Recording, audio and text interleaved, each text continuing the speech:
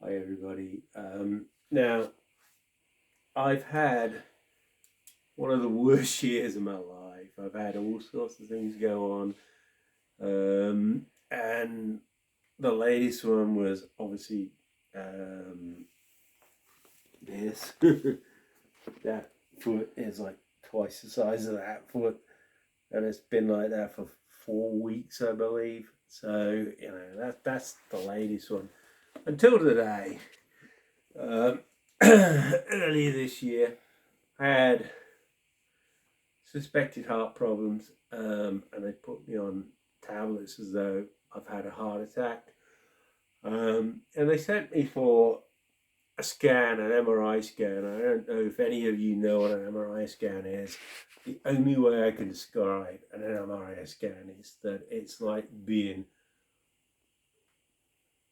underground in your own coffin and you can't get out. You're not in control. You're in a tiny space. You have to keep breathing and you're told how to breathe and everything else. It's horrid. It's absolutely horrid. The only thing I would say is do it anyway because you never know what you're going to find. You never know what you're going to find. Do it. Just go in there and be brave. And it is hard. Um, I look at myself and I think that I'm a crazy bugger that can do pretty much anything. But that was the toughest thing in my life. That was the hardest thing in my life was an MRI scan. You got to stick with it though, and I did. I was in there and I was in this kind of tunnel for 20 minutes before I was allowed out again, and you're sitting there and you can hear things on the headphones because they can get in touch with you or you listen to the radio or they're telling you to breathe in, breathe out, hold your breath.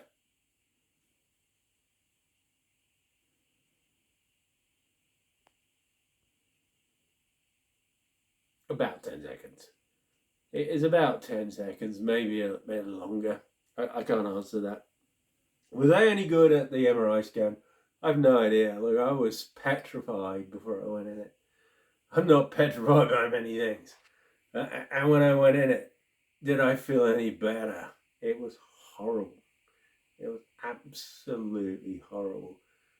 But, like I say, stick with it, go through it. You can get through it. If I can get through it, you can get through it. You just go in there, do the MRI scan, you just lay there and you just go.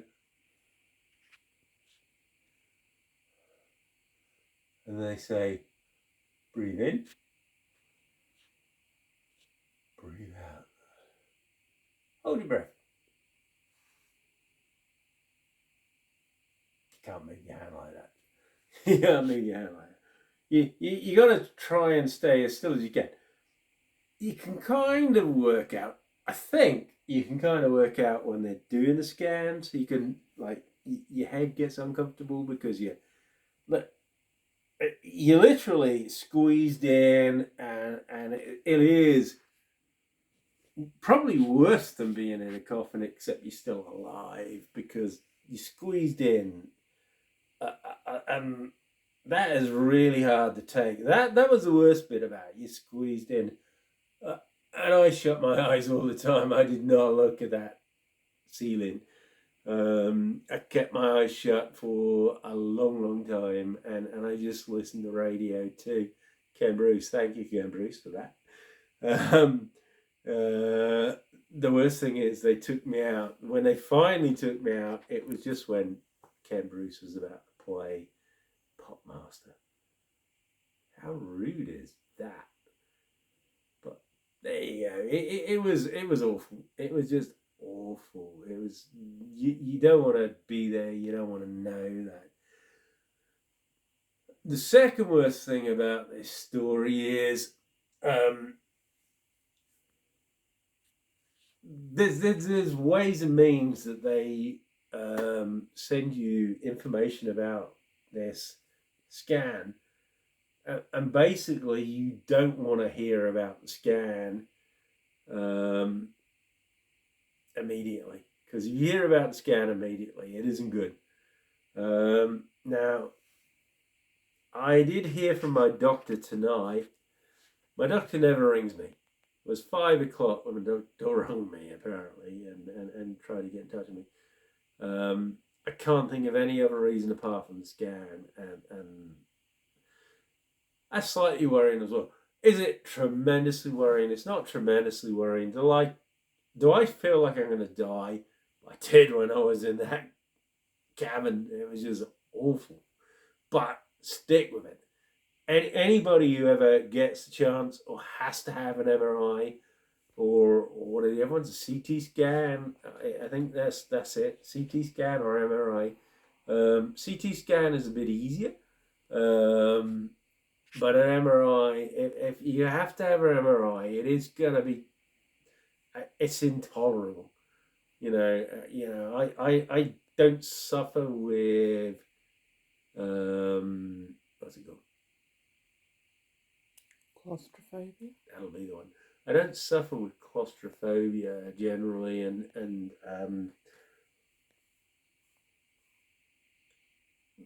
I may have done the wrong thing and looked up YouTube and seen what I was expecting from it. I was told it'd be 10 or 20 minutes.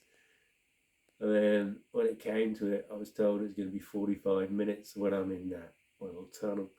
And I say, it isn't all at one. It isn't all at one. It comes bit by bit. So the first one was about 20 minutes. Then the particular MRI scan that I was under was a heart stress scan. So it's good to know that you're going to be stressed. Your heart's going to be stressed. So, I had to have a capsule put in.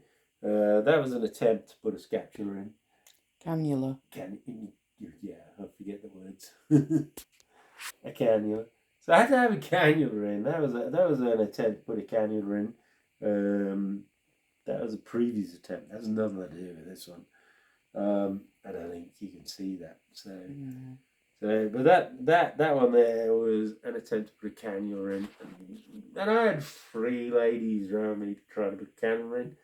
It's not their fault. Apparently, it's my fault for not drinking enough water. I need to drink more water. I actually do drink a lot of water. Strangely enough, I do drink a lot of water. I drink a lot of fizzy water, not normal water. I don't know if that makes a difference, but I do drink a lot of water.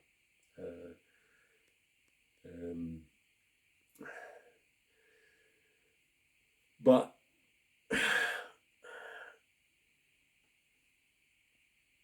if you, the only thing I'm going to say again, I'm sorry, I'm losing focus because I'm kind of panicking about what I'm going to be told tomorrow morning by the doctor, because the doctor has been told by the scan, or the radiologist, that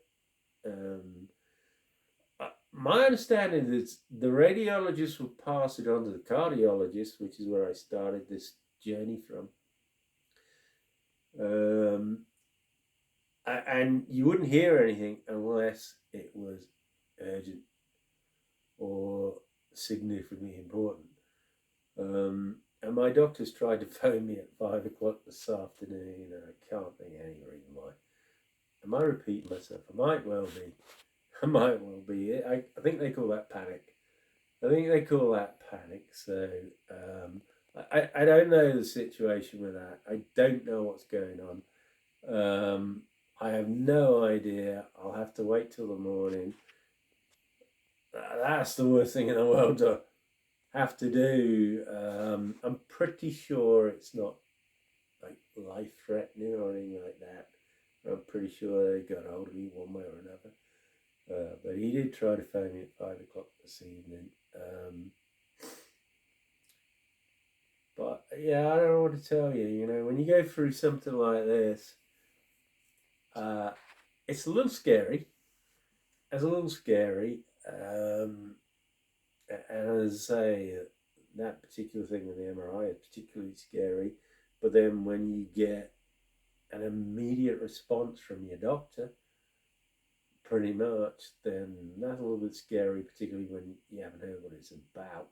It may well be nothing, and I'm hopeful it's nothing. And I hope you guys will pray for me and think it's nothing. No, just again, I will go back to one more thing. If you ever have to have an MRI scan, it is the scariest thing you're ever going to do in your life. But don't back out of it. Be brave. Just go, look up, close your eyes, just be brave. Just be brave and stay still. A lot of the time you can't move anyway because your arms are like that. So then you move your head. Pick your times when you move your head. You can pick your times because you can hear when they're taking the scans. So, well, I believe you can, and I may well be wrong, but I believe you can hear when they're taking the scans. So listen to when they're taking the scans. Move your head when you need to. You can't move much else. You really can't because you're squeezed in tighter than a tin of sardines. Anyway, I've got nothing else to say apart from Merry Christmas.